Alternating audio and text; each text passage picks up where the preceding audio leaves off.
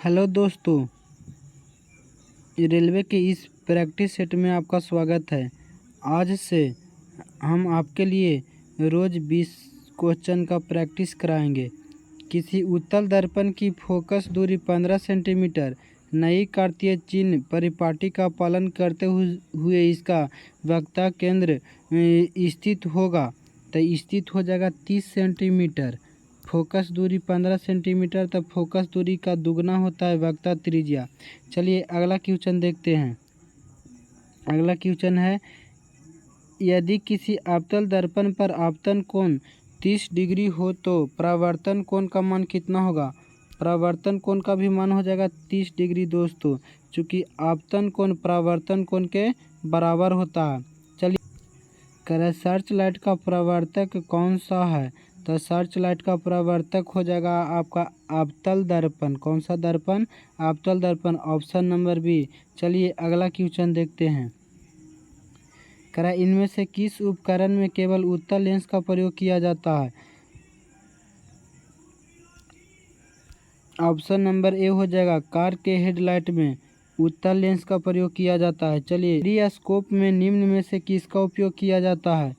Periscope में निम्न में से किसका उपयोग करते हैं दोस्तों, तो साधारण शीशा का उपयोग करते हैं। चलिए अगला क्वेश्चन देखते हैं। इनमें से किस ऑप्टिकल लेंस नहीं होता है, तो स्टेथोस्कोप में उत्तल लेंस नहीं होता है। चलिए दोस्तों अगला क्वेश्चन देखते हैं। चौथा नंबर, किसी अवतल दर्पण की फोकस दूरी 24 सेंटीमीटर है। नई कार्तीय चिन्ह परिपाटी का पालन करते हुए इसका वक्रता केंद्र हो जाएगा 24 दूनी 48। चूँकि अवतल दर्पण है तब -48 सेंटीमीटर हो जाएगा। Option number C. चलिए अगला क्वेश्चन देखते हैं। किसी अवतल दर्पण का फोकस दूरी इसके ध्रुव से 16 सेंटीमीटर की दूरी पर स्थित है। इसका वक्रता केंद्र ध्रुव से कितना हो जाएगा दोस्तों, तो चलिए जल्दी से आंसर बताइए। आपका हो जाएगा कौन सा दर्पण है, अवतल दर्पण। ध्रुव से 16 सेंटीमीटर, तो 16 दूनी 32 हो जाएगा, माइनस के 32 था। चूँकि इसमें चिन्ह के साथ नहीं दिया हुआ है इसलिए ऑप्शन नंबर सी हो जाएगा। 30 सेंटीमीटर वक्रता त्रिज्या वाले एक अवतल दर्पण की फोकस दूरी कितनी होगी, तो 30 सेंटीमीटर वक्रता त्रिज्या है, तो इसकी आधी हो जाएगी कितना, 15 सेंटीमीटर दोस्तों। Option number B. चलिए अगला क्वेश्चन देखिए। एक अवतल दर्पण की फोकस दूरी 25 सेंटीमीटर है, तो इसकी वक्रता त्रिज्या होगी 25 दूनी 50। चूँकि इसकी दुगनी होती है इसलिए 50 सेंटीमीटर। चलिए अगला क्वेश्चन देखते हैं। निम्नलिखित में से किस स्थिति में अवतल दर्पण वास्तविक प्रतिबिंब निर्मित करती है, तो इसको में से छांटना है दोस्तों। तो देखिए जब वस्तु को फोकस और ध्रुव के मध्य रखा जाता है, तो जब वस्तु को फोकस और ध्रुव के मध्य रखा जाता है तो दर्पण के पीछे प्रतिबिंब बनता है, आभासी बनता है और सीधा बनता है। तो इसमें बोला है कि वास्तविक हमको मिलना चाहिए। तो जब वस्तु को अनंत पर रखा जाता है, ये भी सही है, जब वस्तु को हम अनंत पर रखेंगे तब वास्तविक प्रतिबिंब मिलेगा, और जब वस्तु को हम फोकस पर रखेंगे तब प्रतिबिंब अनंत पर बनेगा और बहुत बड़ा बनेगा। तो ऑप्शन नंबर हो जाएगा 2 और 3 किसमें है, तो ऑप्शन नंबर 1 हो जाएगा दोस्तों। चलिए अगला क्वेश्चन देखते हैं। गोलाकार दर्पण की प्रतिबिंब सतह के केंद्र पर क्या कहा जाता है, तो आपको कहा जाता है ये हो जाएगा पोल यानी ध्रुव। चलिए दोस्तों अगला क्वेश्चन देखते हैं। उत्तल दर्पण जिसकी फोकस लंबाई f, उत्तल दर्पण को एक द्रव में डुबाया जाता है। दर्पण में प्रतिबिंब फोकस लंबाई क्या होगी, तो f हो जाएगी दोस्तों। कितना हो जाएगा, ऑप्शन नंबर डी f हो जाएगा। चलिए अगला क्वेश्चन देखते हैं। किसी वस्तु को एक अवतल दर्पण के सामने इसकी फोकस दूरी के 3 गुनी दूरी पर रखा जाता है तो प्रतिबिंब बनेगा फोकस और सी के बीच स्थित किसी बिंदु पर बनेगा। फोकस और सी के बीच स्थित किसी बिंदु पर बनेगा। चलिए दोस्तों अगला क्वेश्चन देखते हैं। किसी वस्तु को मुख्य फोकस पर रखने पर अभिसारी दर्पण द्वारा निर्मित प्रतिबिंब का आकार होता है। उत्तल दर्पण का यहाँ पे चर्चा किया गया है। तो उत्तल दर्पण से हमको अत्यंत मतलब छोटा प्रतिबिंब मिलता है, तो अत्यंत आवर्धित हो जाएगा। चलिए अगला क्वेश्चन देखते हैं।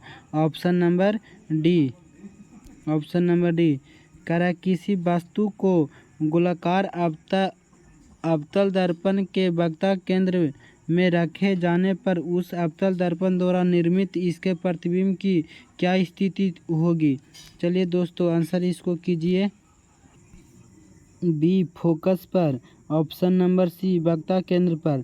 जब अवतल दर्पण में हम वक्ता केंद्र पर वस्तु को रखते हैं तब प्रतिबिंब भी वक्ता केंद्र पर ही बनता है, वस्तु के बराबर वास्तविक और उल्टा बनता है। ऑप्शन नंबर हो जाएगा आपका सी। चलिए दोस्तों आगे देखते हैं।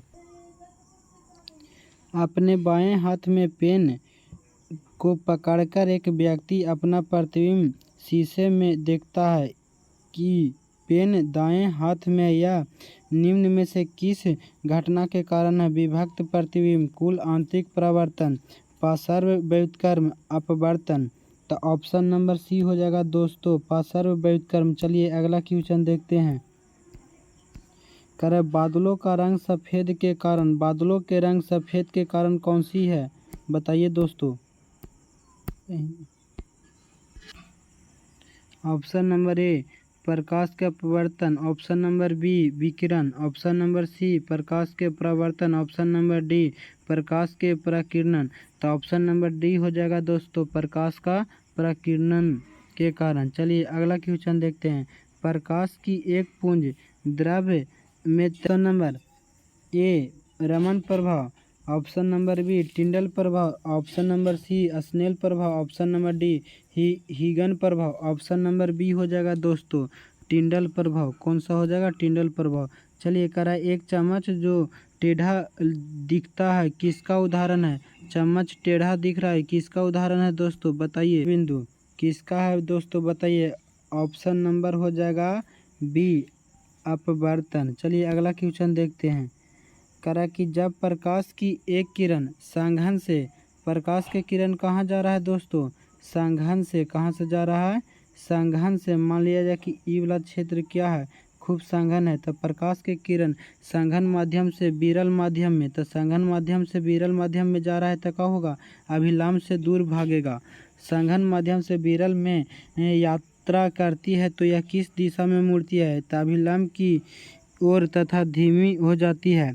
अभिलंब से दूर तथा गति बढ़ जाती है, अभिलंब से दूर तथा धीमी हो जाती है। अभिलंब की ओर तथा गति बढ़ जाती है, अभिलंब से दूर और इसकी गति बढ़ जाएगी। ऑप्शन नंबर बी है दोस्तों ऑप्शन नंबर। अगला क्वेश्चन कर रहा है अवतल लेंस के मुख्य फोकस पर मिलती हुई प्रतिबिंब होने वाली प्रकाश किरण अपवर्तन के बाद निकलेगी। अवतल लेंस के चर्चा यहाँ हुआ है दोस्तों। कौन सा लेंस अवतल लेंस के चर्चा हुआ है। तो बोल रहा है कि अवतल लेंस के मुख्य फोकस पर कहाँ। ऑप्शन नंबर ए मुख्य अक्ष के समांतर, ऑप्शन नंबर बी मुख्य फोकस से होकर, ऑप्शन नंबर सी बिना विचलन के सीधा निकल जाती है वक्ता केंद्र से होकर। आपको बताइए दोस्तों इनमें से कौन सी होगा। मुख्य अक्ष के समांतर दोस्तों ऑप्शन नंबर ए। चलिए अगला क्वेश्चन देखते हैं। 17 नंबर बोला है एक उत्तल लेंस से 1.5 मीटर की दूरी पर रखी वस्तु के प्रतिबिंब उत्पन्न आवर्धन 3 है तो प्रतिबिंब की दूरी सही चिन्ह परिपाटी के साथ बताइए दोस्तों। सोल्व करना है दोस्तों, इसको आप लोग सोल्व कर लीजिएगा। ऑप्शन नंबर बी हो जाएगा 4.3। कितना हो जाएगा 4.3। चलिए अगला क्वेश्चन देखते हैं। करा किसी माध्यम में प्रकाश किरणों के झुकाव को कहा जाता है। कोई भी माध्यम है ओकरा में प्रकाश किरण के झुकाव को क्या कहेंगे अपवर्तन। तो ये अपवर्तन बोलेंगे। चलिए अगला क्वेश्चन देखते हैं। निम्न में से किस प्रकार के प्रतिबिंब पर्दे पर प्राप्त किए जा सकते हैं। वास्तविक और बड़ा, वास्तविक और छोटा, आभासी और बड़ा, आभासी और छोटा। बताइए दोस्तों कौन सा दर्पण ले लेंगे।